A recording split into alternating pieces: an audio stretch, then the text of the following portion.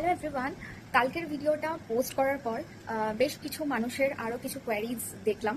তার মধ্যে দুটো কমন কোয়ারিজ ছিল। আজকে সেই দুটো নিয়েই নর্মালি কথা বলবো। একটা হলো যে আমি নর্থ সিকিমের মতন অত হাই অল্টিটিউড এরিয়াতে শাড়ি কীভাবে পরেছিলাম তার কিছু টিপস। অ্যান্ড আরেকটা সেটা হলো গিয়ে ওই হাই অল্টিটিউড এরিয়াগুলোতে ন্যাচারালি কি কি কমন প্রবলেমস হতে পারে সেইটা। তো প্রথমে যেটা মেন আমি বলবো প্রবলেমসগুলো, সেটা হলো অবশ্যই অক্সিজেন সিলিন্ডার ক্যারি করো।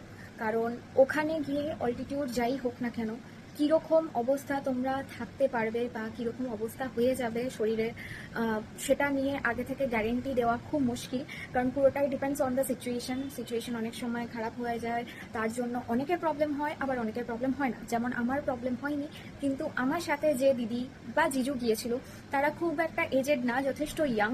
তা সত্ত্বেও কিন্তু তাদের অনেক প্রবলেমস হয়েছিল, তারা মাথা ঘুরছিল, তাদের কারোর বমি বমি লাগছিল। এই প্রবলেমটা কিন্তু ন্যাচারালি হয়েছিল। কিন্তু আমি বলবো যে এটা আমি বলে না, খুবই কমন একটা সলিউশন, সেটা হলো কি কর্পূর রাখো। কর্পূর রাখাটা খুব ভালো।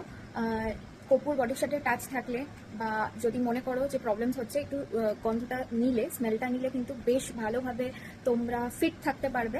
অ্যান্ড যাওয়ার সাথে সাথে ঝাপাঝাপিটা না করাই ভালো। 10 মিনিট মতন একটু নিজেকে থিতিয়ে নাও বসে ওখানে।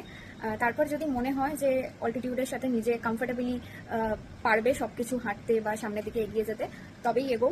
না হলে বসে থেকেই এনজয় করার চেষ্টা করো ব্যাপারটাকে, কারণ খুবই ভালো লাগে সেটা করলেও। কারণ আমার দিদি সেটাই করেছিল। তো এটা করো।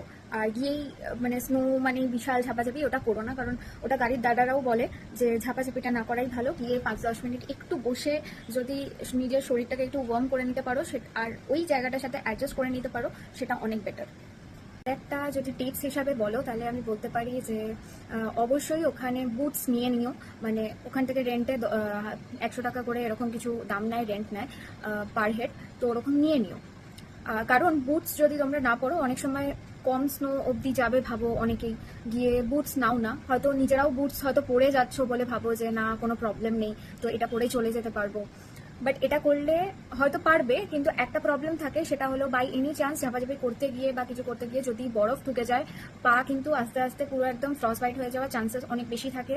সেকেন্ড আরেকটা যেটা, সেটা হলো গিয়ে ধরো তোমরা পরে নর্মাল জুতো পরে নেমেও গেলে, জুতোর তলার যে সোল, ওখান থেকে আসার পর অনেক সময় সোল ঢিলা হয়ে যায়, যেহেতু বরফের সাথে অনেক প্রেশার পড়ে, বডির প্রেশারটা পড়ে, সে কারণে সোল খুলে যাওয়ার চান্সেস অনেক বেশি থাকে। তাই চেষ্টা করো যে বুটস ওখান থেকে রেন্ট নিয়ে নেওয়ার।